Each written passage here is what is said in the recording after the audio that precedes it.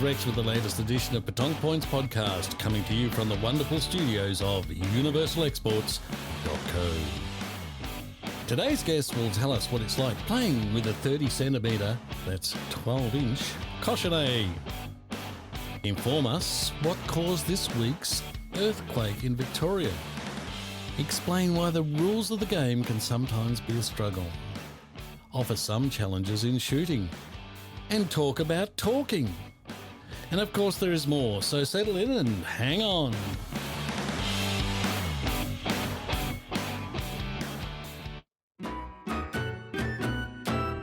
Regular listeners won't be surprised to find the Bayside Petong Club were the first to use the new 30cm jack rule, as was published in the Petong Federation of Australia newsletter. Here is Radio Robin with her report on how their members accommodated the super sphere. Bayside members eagerly await the PFA newsletter each month or so. Rosemary's wise words keep us up to date on what is happening on the national scene, which is not an easy task with frequent COVID-related changes.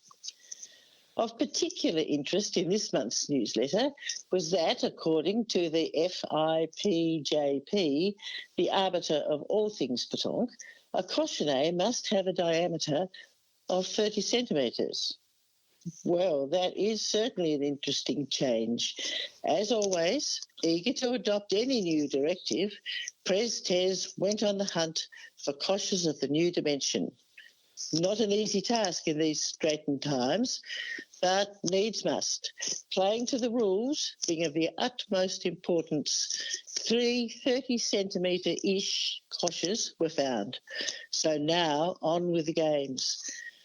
Once they got used to the new look and after some practice throws to get their eye in, members relished in pitting themselves against one another, pointers versus shooters, all focused on that 30cm-ish holy grail, to rest against it or to hit it into the ether. Finally, pointers get a bit of an advantage, said champion pointer Margie. Well, not really, said a sharp shooter. It's a shooter's cosh every time. Just watch this one. Well, only time will tell about the outcome of that match. Pres Tez also commented that levels the playing field somewhat for those members who are visually challenged. A post on Bayside's social media page about the club's experience using the new coches was viewed by over 600, with 176 engagements, a myriad of likes and loves, and comments from far and wide, worldwide that is. As in, someone's been in lockdown a week too long. Looks like the shooter would have the advantage, knocking the jack away anytime. The PFA always has good ideas. Wait, what? Love it. Someone's kidding, right? Well, we certainly don't know about kidding, but all Bayside members agree it is one of the PFA's best pieces of news yet ever. Sue summed it all up. It's the most fun we've had on the piece for ages. How excellent is that? Thanks, Robin. Thank you, Robin.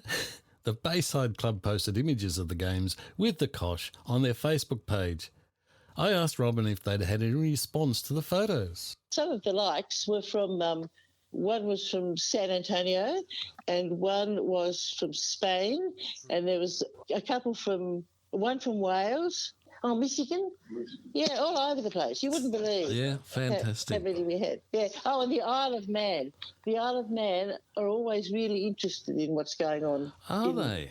Australia. Yeah. So, mate, they've got a good Facebook page. They're really good. They do lots of really fun things because they're a law unto themselves because they're a self-governing little piece of land. Yeah. So they can do what they like. They can do it. Just like it. That's why Tasmania can do as they like.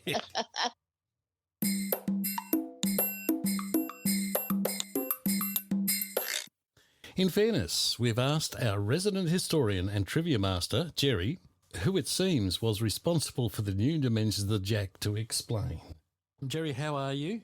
Yes, I'm pretty good. I've been having a bit of a laugh at the reactions from the 30cm cochonnet. Well, Gerry, from what I see, you single-handedly have changed the whole form of petanque that hasn't been changed for hundreds of years in one single sweep of a sentence. Would you like to tell us about that? Yes, if I actually say that it's a 30 centimetre cosh, you'll edit that out. No, I won't. Not that one. I think we need to keep that.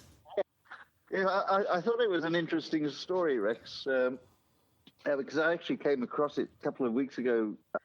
According to the FIPJP, the Fédération Internationale de Pétanque and Jeux Provençal, requirements for the cushiony, most important being the diameter, not too big. And what's that diameter, Gerry? So it's actually 30 millimetres. Now, you're sure about that? What most people are expecting, yes. It's 30 centimetres is actually quite large, and I think there's a club in Tasmania sent in a picture to Jeff Langdon with a picture. I think there must have been lawn bowls. Yes. Can you imagine what the size of the regular pétanque balls are if your cosh is 30 centimetres? Well, that's right. If you do things proportionally, this is starting to get gigantic, isn't it? Yes. Somebody actually did suggest the earth tremors we had earlier this week might have been caused by just such a game. Sorry, Gerry, please continue. No, that's okay. Getting back to more serious note. So 30 mil diameter they allow a divergence of, I think, 1 mil. And the weight, it has to be between 10 and 18 grams. Now, Gerry, can I stop you there? Is this because, and I stand to be corrected here, I understood that the only reason that a game can ever be stopped at pétanque is when the cosh floats away. In other words, if there's been lots of rain and there's water and everything like that it floats away. That has to do with the weight of the wooden cosh. Well, it will do, definitely. And I haven't actually taken one of these koshes, found a kosh that's weighing 18 grams exactly, and tested whether it will float or not. But you'd certainly be thinking at 18 grams, it would be a bit marginal as to whether it would float. Oh, okay. Yes, I've heard what you say. The only circumstance under which the game is cancelled is when the torrents of water actually take your kosh off down the piece. It's a good point. Would an 18-gram kosh sink or flow with the water? Well, there's a weekend project to do when you're locked down and can't go to the pétanque piece, isn't there? Absolutely, yes. The traditional material, obviously, is wood. They were using wood from the get-go, all the way through to the 80s, and even past then. The preferred wood is boxwood, as per the subject of this trivia. They do use beech, but I believe that beech is probably the next best thing in terms of density. Right. I would imagine they've probably used other woods in the past as well. Any sort of hardwood. Sure. But they just don't seem to have the density of the boxwood. So they would be coming in at the lighter end of the 10 to 18 grams. I'm with you. Yep. Now, obviously, players prefer a cushiony that's coming closer to 18 grams. It makes the throwing a bit more predictable. Yep. So, especially when you're landing on a rocky surface, it'll tend to bounce around a bit less. The other day, actually, it was funny. It was very, very windy. We were playing pétanque, and the wind actually started moving the kosh. Oh gosh, yeah. Whilst we were playing. It does happen, and I think that was a fairly light kosh, probably closer to 10 grams. But you did have the kosh marked, of course. Yeah, well, we did just after that, yes. Yes. That's right. It's a good reminder as to why you do have to mark the kosh. Yeah, so getting back to the boxwood, there's only one manufacturer now in France who's making boxwood koshes. It's a small family-run business. I think they've got about 5 employees, all told. They started off years ago. I think they were just supplying JB with koshes. In any case, time went on, and they got the contract to supply all but. But now they're in a bit of trouble because they gave the original interview to French newspapers a couple of years ago about this. And it's the caterpillar that was accidentally introduced into France from China in the 2000s. It's actually decimated the boxwood stands in France, such that I think that in maybe 5 to 10 years there'll be practically no more boxwood left at all in France. That's incredible. That's unbelievable. Yeah, I know. Yeah. So unless they can find a predator, something that will control this caterpillar, that's, of course, is always a little bit dangerous. It's like, as we know, with the cane toad here in Australia. Yeah, that's right. But we did have Cactoblastus, the little bug imported from South America that got rid of the cactus problem we had here, and that didn't have any side effects. Yeah, that's. I don't really actually know what else boxwood is used for, but certainly, making cushiony was the most famous of its uses. And what will they do in the future is a big question. They'll be able to import boxwood from other countries that don't have this pest. What about synthetics, Gerry? Well, yes, the synthetics are interesting because I was trying to find out when the synthetic were introduced, and I couldn't actually find a date. But certainly, yes, synthetics are allowed.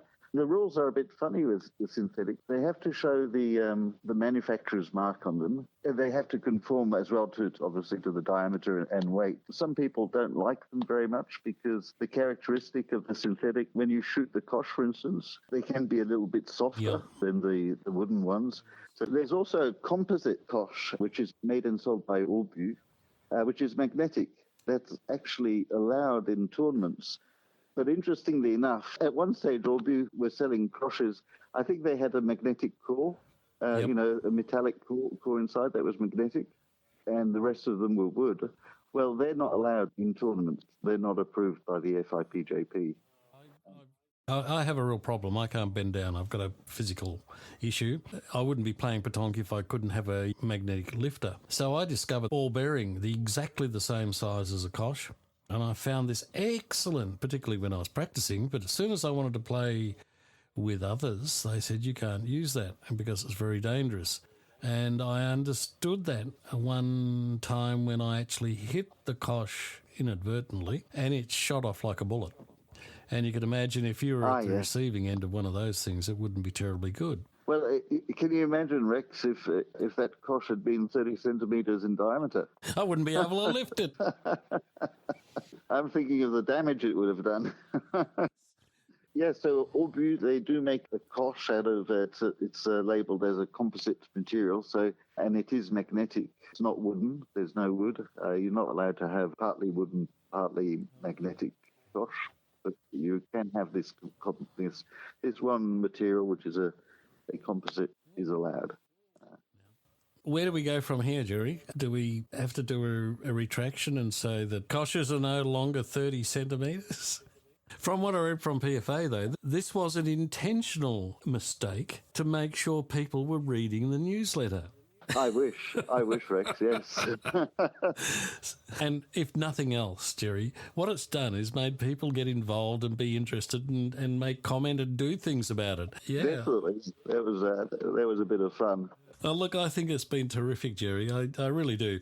And anything that creates a bit of interest in anything to do with petanque has got to be positive. Actually, something else just came into my mind on the subject of cochonnet. There's a group of French people, I think they're from a university, who hold a patent on what they call a smart cosh. Really? Yes. So the cochonnet has a sensor inside it. And of course, I think you obviously have to put something on your boule, or whether it's make a little hole in it and put in a little transponder as well. But in any case, it's a means of the cosh will tell you at the end of each end who's holding and how many they're holding. So that is incredible. I thought you were going to say it's going to be like a GPS locator. For when you shoot the cosh out, yes. But yeah, the smart cosh, the idea is patented. Apparently it works. I've got a feeling that you need to make a little modification to your boule.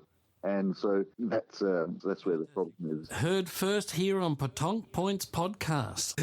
Okay, Gerry, look, thank you very much once again. I really do appreciate your time and the effort you put in, not only to us, but to the listener and to anybody else that's got the slightest interest in petanque. All right, look, I'll let you go, Gerry. Thank you very much once again. You take care. Yeah, lovely talking to you, Rex. Fantastic.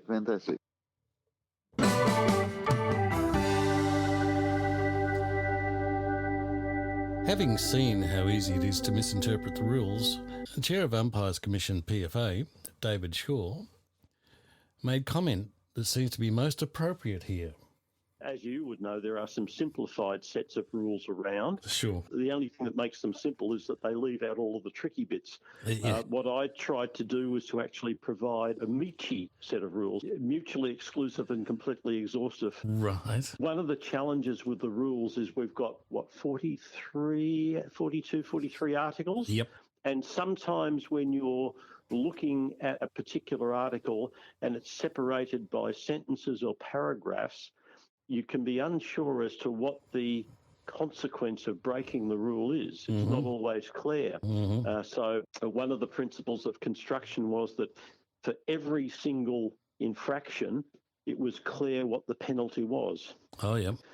Which was one of the, does the opponent get to decide, or is it a card, or, what is it? That sort of thing. That's one of the great challenges in the constructions of the rules as they are, in my opinion. Yep.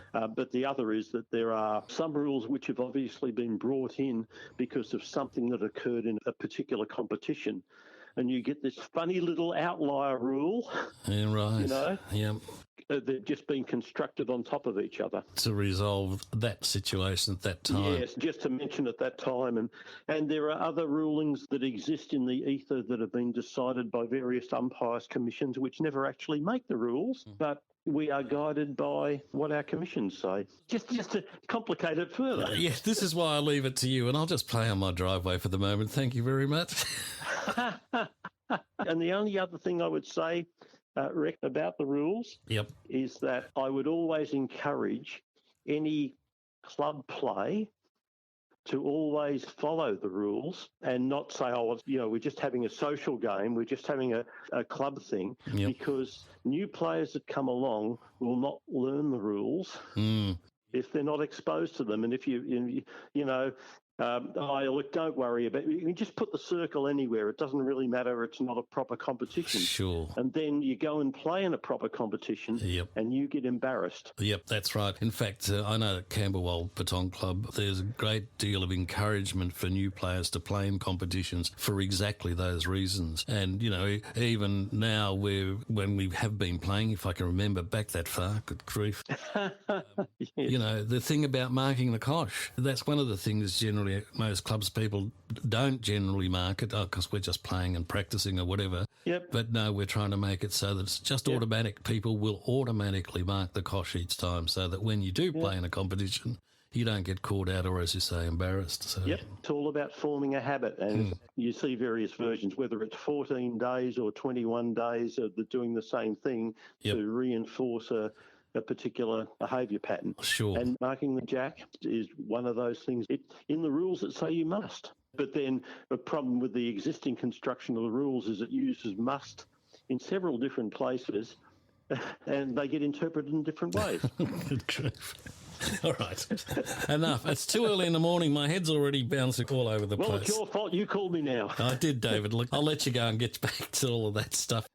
Thank you very, very much for your time and your wisdom and knowledge in this particular area. Okay, David. Cheers, Rex. You be safe, mate. Bye-bye.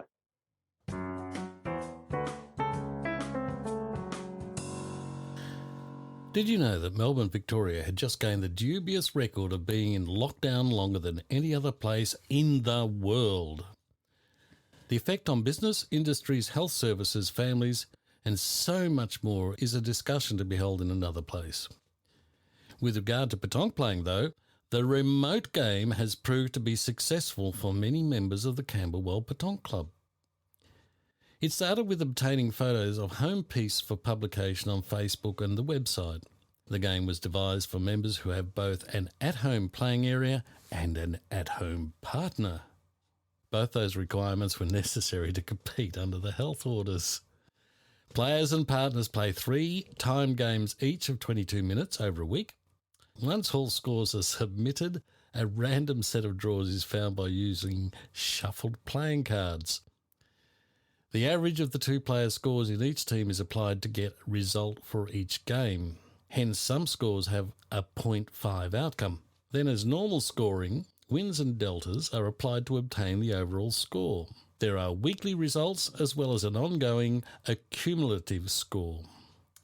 With the slight relaxation of lockdown limitations, now single players can meet in a park or a garden and play together, subject to all the rules and health conditions, of course. It has proved very popular, and they are now into week 6. KO. Oh là là là là là là là là là là. Un KO. Ah, il tirait gros. Des KO sur KO sur KO. Un KO. Oh là là là là là là là là là là. That's what you usually expect when you view petanque videos on YouTube. Well, now you can watch world-class petanque games with the commentary in English.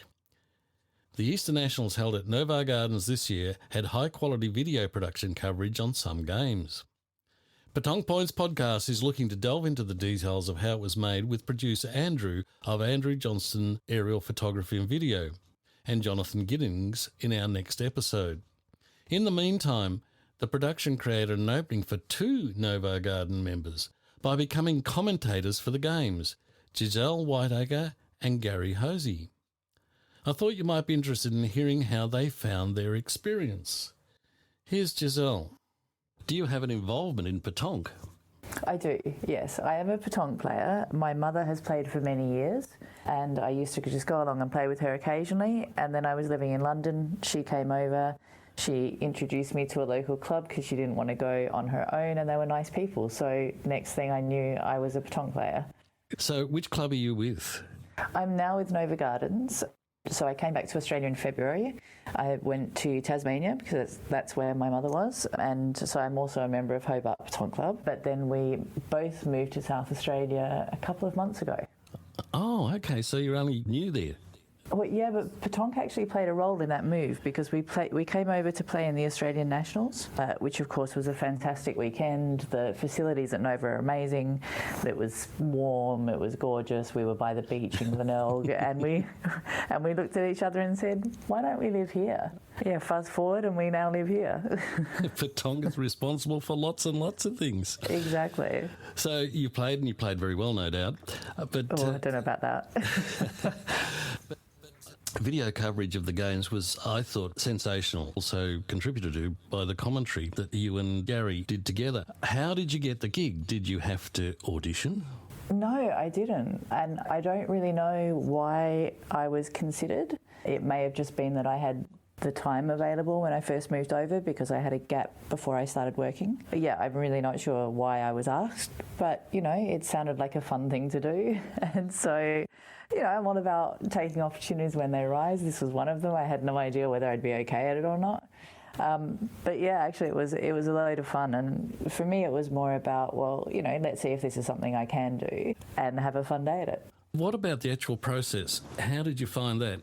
Sure. Well, we were actually given the links to the games beforehand. I will be the first to raise my hand and say I didn't watch all of them, partly because they were very long games, and so that's quite a lot of time to dedicate. And also because in some ways, if you're going to talk about it as it happens, or, as if you're watching it as it happens, then it's better for it to be that way rather than to be rehearsed. Mm-hmm. Or that was my thinking anyway. So we went into a studio and we picked up some microphones and we just started. And it kind of worked. Like the first game, we actually did all in one take, no breaks. We just went all the way through. And at the end of it, the sound engineer just said, "That was great. Let's keep going." Well, it's got to be one of my questions was how many takes did it take? Were you working to a script as such? No, not at all. Only for the segments in between where there were particular messages that we wanted to put across as in, the thank yous. Yep. For the rest of it, not at all. And I'm sure there are a few moments where you can probably tell. Well, the other thing that would be tempting would be to look ahead at the video and see how the shot turns out and then go back and as you're recording say, I think he might do a shoot here and you know what, it might just end up over there. No, none of that happened at all. We actually had one game. 3 of the games were smooth. One of them we had where we got halfway through and realised that there was something that wasn't correct in the scoring, and so we had to go back and watch frame by frame to work out which bulls had gone where so that we could work out what had actually happened, and then we did have to re-record that one. Was it daunting for you, having never done anything like this before? Oh, It could have been. Look, it could have very easily been overwhelming, but actually, it was a very relaxed atmosphere, and it was very much, if something goes wrong, it's okay. Yep. So I think once you're in that atmosphere, it's just talking, and it's the kind of normal thing. Like if I was sitting with my friends on the couch, my petanque playing friends, watching a game, these are the kind of things we'd be saying. The end result of it was fantastic, as I said at the beginning. Well, it's the best production I've seen of any petanque coverage here in Australia. If the listener out there can tell me that there's a better one or there are others, I'd love to hear it, but that was done extremely well. If you were asked to do it again, would you jump at it? Oh, yeah, I'd love to. It was fun to do. We play it quite often on the screens at the club, and I do get a little bit of a shock when I look around and see a petanque game and realise that, oh, that's my voice. No one likes to hear their voice recorded, but actually it was such a fun day, I'd happily do it again. Oh, that's excellent. So is this the start of a whole brand new career for you? Maybe a sideline, you never know. Giselle, that's fantastic. I really just did want to get a feel of how it was for you, and I let you know how well received it has been at this end. Anyone that I've spoken to that has seen it have all commented on how well it was done. Oh, thank you. You are a very integral part of that. Thank you. It's just quite a relief because you don't know if it's something you can do until you've done it. And it's nice to hear that other people have actually been very positive about it as well. Sure. Well, look, I wish you all the best for the future, and I look out for hearing your voice in the next ads coming up on television and things like that. Thank you. If you hear any gigs, let me know. Oh, I've got quite a few. I do a lot of voice as well, and I'm connected with a number of different agencies and places to go. So, well, Giselle, thank you very, very much. You're welcome. Thank you for insight to all of how that went about, and I really do look forward to hearing you next year. Oh, thank you. And anything in between. Yeah, we'll see what comes up. You never know. All right. Okay. Well, thanks very much. Enjoy the rest of your day. You too, Giselle. Thanks so much again. Take care now. Bye. Yeah, and thanks, Giselle. And this is Gerry. How are you involved in petanque, or aren't you? I've been playing for well over 20 years. I've been second in the Australian Championship, third in the Australian Championship. I've won a few New South Wales championships over the years. I started the Boulattis Petanque Club in Sydney many years ago, and I was very heavily involved in that. I've also been secretary of the State League in New South Wales, which I gave away a couple of years ago. So I've been, very heavily involved. Recently moved to Adelaide in February, and since that time I joined Nova Gardens Petanque Club, and I'm the club coach there. Fantastic. So fair to say you'd know a little bit about petanque then? A little bit, yeah. I've also actually played quite a lot in France. The reason I'm calling, of course, I was so overwhelmed by the quality of the videos that were done of the Easter Nationals at Nova Gardens, a collaboration with obviously Nova Gardens Club and PFA and no doubt lots and lots of other people. Sure. But I was really impressed with the quality of that, and I mean the quality of the production, the quality of everything else, and the quality of the commentary. The obvious question is, how did you get the gig? With your experience, that's half of it, but how did you get it? Did you have to audition?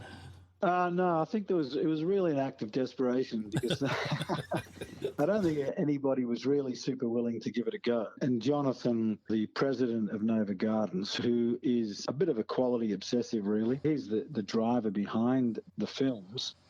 He was just kind of asking me whether I would be interested, knowing my background in not only in petanque but other things too.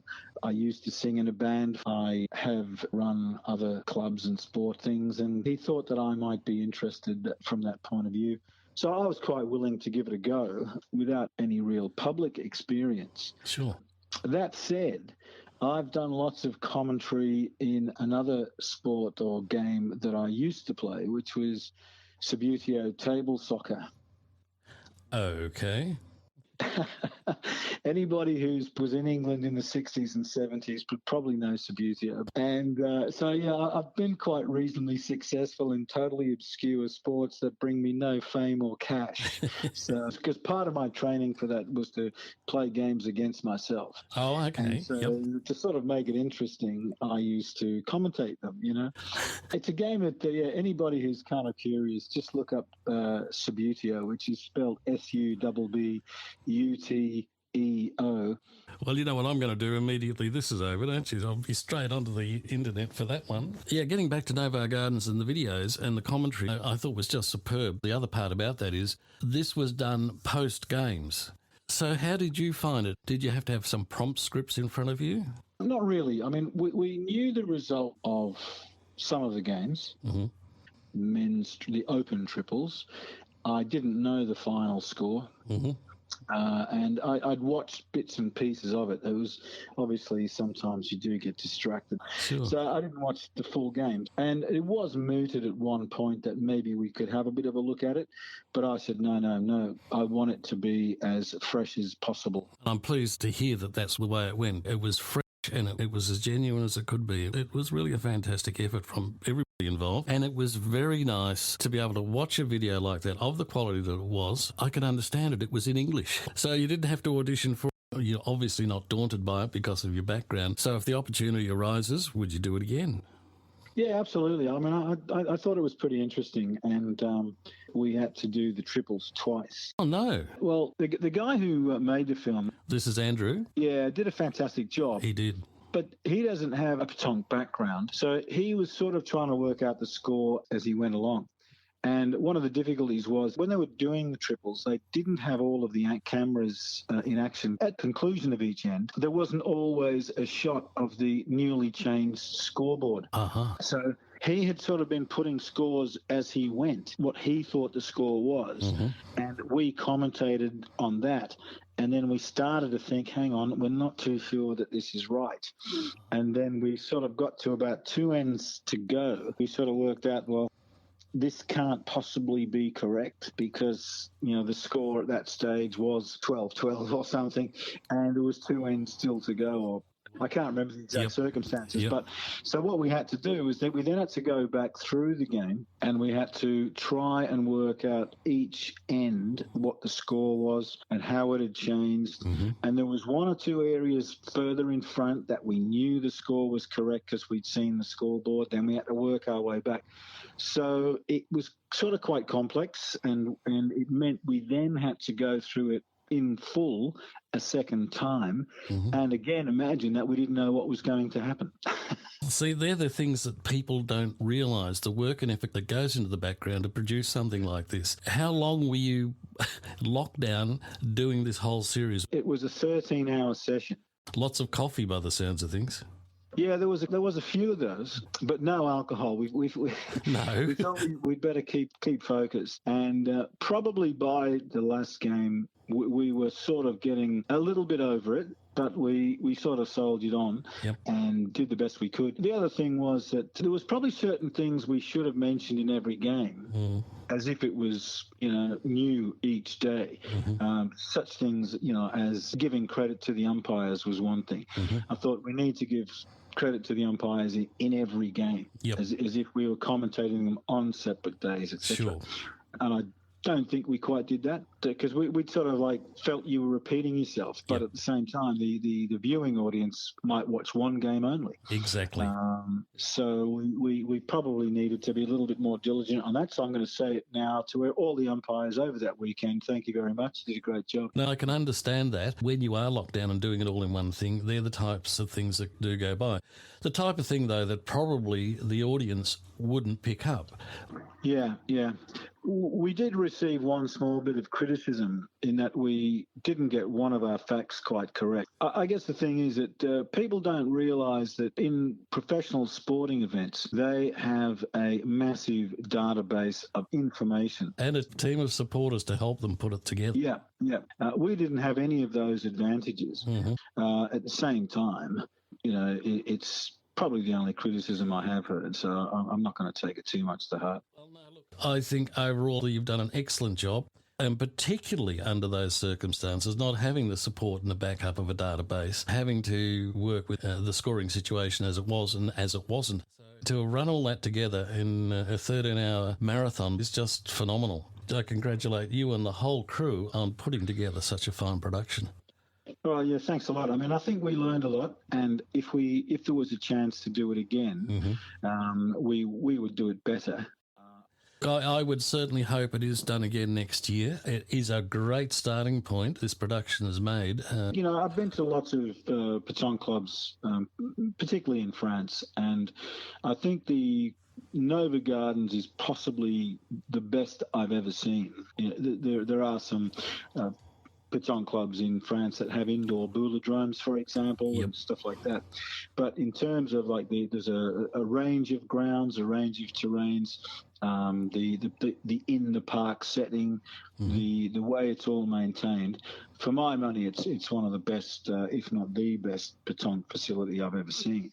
And credit goes to Jonathan, and I'm a new member, so I'm not that responsible. But Jonathan and all the members of the club have done a really fantastic job. Absolutely have. I think the listener will be delighted to have heard a little bit about the background of how that went and how the commentary went down and who the people were that made the commentary. So I'm indebted to you for coming on, Gerry and Giselle. I certainly hope that we hear your dulcet tones next time, and if not sometime in between. It'd be just wonderful.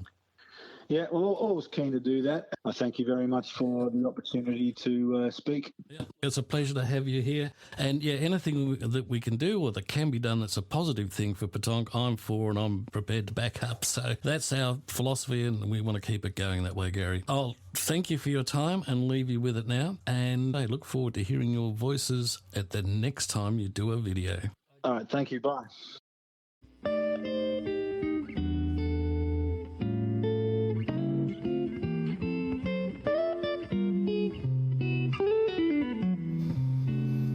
So you think you can shoot? Well, here's a challenge which will separate the coulda-beens from the shoulda-beens and the woulda-beens. Pétanque Points podcast has promoted the 7 deadly sins of pétanque by Ray Ager in previous episodes. It's my delight and honour to catch up with Ray recently in a response to a post on a seemingly impossible shoot. Well, first of all, I'd like to thank you for your 7 Deadly Sins publication. That's quite a long time ago, isn't it? When did you do that? I can't remember, but it must be quite a few years ago. Ray, you're now at the home of where pétanque started. Yeah, La Ciotat, yeah. Can you tell me how you got into pétanque and how you ended up where you are now? It started when I was in the UK. I've always been a Francophile. Back in the 1990s, 2000, I ran a French gift shop called A Lot of Cool at Brighton in England, and I started selling pétanque ball as one of the sort of, stereotype images of France. Although I'd seen the game played during my holidays, I'd never played the game. So, I thought, well, I ought to learn the rules and just learn a little bit about the game. And I started to play and sort of met a few other players. We formed a club in Brighton, and sort of, as they say, the rest is history. I kind of really got hooked on the game. I normally came to France on holidays and in the south of France, and I visited La Ciotat a few times. It's the original, the birthplace of pétanque. The terrain where the game started, is still there. It's one of the 2 clubs in La Ciotat, and sort of eventually, in 2012, I left the UK and moved to La Ciotat, and that's where I am now. You've got no idea how jealous I am of you being there. I've never actually made it to there. You're with one of the clubs there. You said there are 2 clubs. Yeah, there are 2 clubs in La Ciotat. They've both got quite large terrains. There's room for about 40 games on both of the terrains, so that gives you an idea of the size of them. The big memberships in them? It's not so much the huge membership of the clubs, but they run regular competitions, and people from the surrounding area come to take part. So I would say it's more the influx of people for the competitions that really keep the club ticking over. Fantastic, yeah. How are you going with the COVID situation? Has that changed things a lot for you where you are? At the moment, we have the the so-called health passports, and France is kind of quite strict on that, and even to go and have a coffee outside in a cafe, you have to have health passport, and the same to play in competitions, you need a health passport, and there's been a lot of opposition to that. People don't like it. Pétanque has suffered because of that. Yes. What caused me to try and get in touch with you, Ray, was I did see your name come up on Facebook, and that was really good because I could relate it back to those 7 deadly sins that you published. But you did mention this game, and I will need you to explain it for me and for the listener, where it's a shooting game, but you put a coin on the bull to be shot. What happens then, and what is the objective? I'll try to explain. I think it was sort of way back when I was still in the UK. Marco Foyo, one of the all-time greats, world champion, 6 times winner of La Marseillaise. He started running coaching courses, and I went on the first coaching course that he ran. I'm jealous again, Ray. I really am. Marco is, he's a real character. He has a lot of fans. Some people don't like him. They think he's too much of a showman. But, I think, well, that's his personality. Absolutely. And takes nothing away from his game, really. And, of course, he's been playing all his life, so he has lots of stories about pétanque. And during the coaching sessions, he was giving various demonstrations of shooting and some of the more kind of advanced and trick shots that, he was capable of doing. And one of the things that he mentioned was placing a coin on top of a ball. And you have to shoot, you have to get a perfect carreau. Yep. And the coin then stays on top of, the shooter's ball. So it goes up in the air, leaving the ball that was in place, and comes back down on the ball that's replaced in the carreau. Well, that's the theory. Have you actually seen it? Well, Marco did demonstrate it, but it's an incredibly difficult thing to do. It's a bit like winning the lottery, really. It sounds fantastic. It really does. But I have to say, Marco, he didn't succeed. I've never seen anybody succeed. But I did, after you called, I did ask him at the birthplace of pétanque, the club, has anyone ever seen this? And one person said, I've seen it done once. I think it's one of those mythical stories. Let's hope it was true. And I'm certainly going to have a go, and I'll try to introduce it to the club that I'm involved with as well. So that'll be really good. Now, you also mentioned there was another one, something to do when he used a banknote on the bull. Yeah, that was another demonstration.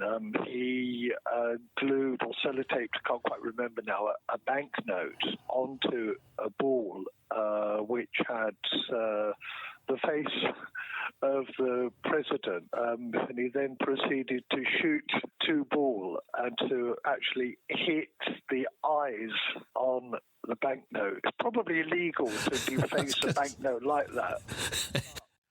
And Marco, he did succeed. That's a pretty amazing demonstration where, let's say, most of us, we'd be happy if we hit the target ball. Absolutely.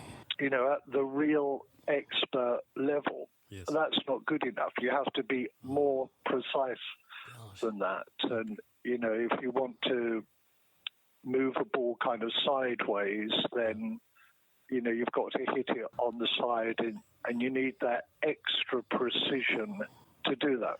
Yeah. I have seen a video of Marco who was demonstrating in the States, I think, to some school kids where he had a tyre on the piece and he had the target bull behind the tyre and he had to go around each side. Did one side left, one side right, and he did that, and it went round, and it hit the target pool. Just amazing. When I saw that, I thought I'll give up and I'll start rock climbing, I think. Thank you very much for bringing that to the forefront. I'm going to be spending a lot of time in lockdown, and I'll be certainly practicing that. Another game, shooting a back ball. Yeah, or shooting a back ball, a ball that's placed behind another, is a very good training exercise. Shooting a coin, that's a bit of fun. That's for show. Once in a lifetime, you'll hit it. But shooting a back ball is a very good exercise for shooting. Yep. Apparently, it used to be a very, very popular game as a competition. You had to shoot a back ball at 10 meters, and you pay to enter. You have two shots.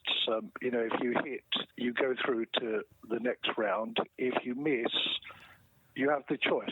Either you're eliminated and, that's the end, or you can pay again to enter the next round and continue. But every round you pay double. So, the stakes go up.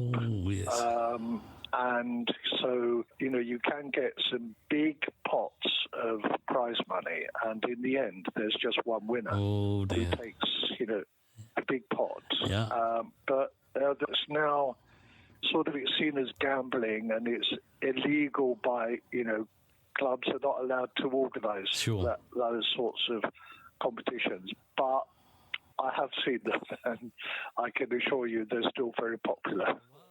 Look, Ray, thank you so much for spending your time with me today and with the listener. You're welcome. I really appreciate it. I will keep my eye out for any more postings that you might make. So you might end up getting another phone call from me at all sorts of odd hours, day or night.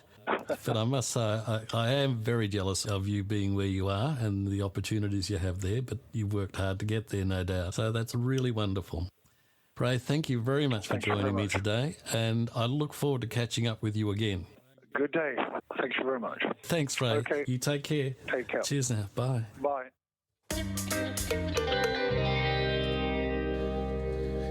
Where are Jenny and Hines?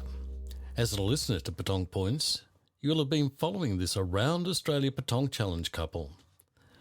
They had played at Uluru, Connemara, I got that right this time, Connemara, Lake Argyle, Fitzroy Crossing, Broome, and on the biggest piece of all at Cape Leveque Beach. In the middle of all that, they broke a drive shaft and 2 fresh eggs.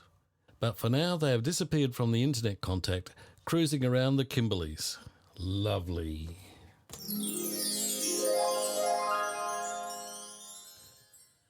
Now, don't blame me for this one, but one of the wonderful listeners to this podcast had made this following contribution. To conserve his identity, we'll call him Ben. Right, Ben? This is not your real name, is it, Ben? And this is Ben's joke, not mine. Question. What did the mummy rubbish container ask little Johnny Rubbish Container when he came home late? Answer. Where you been?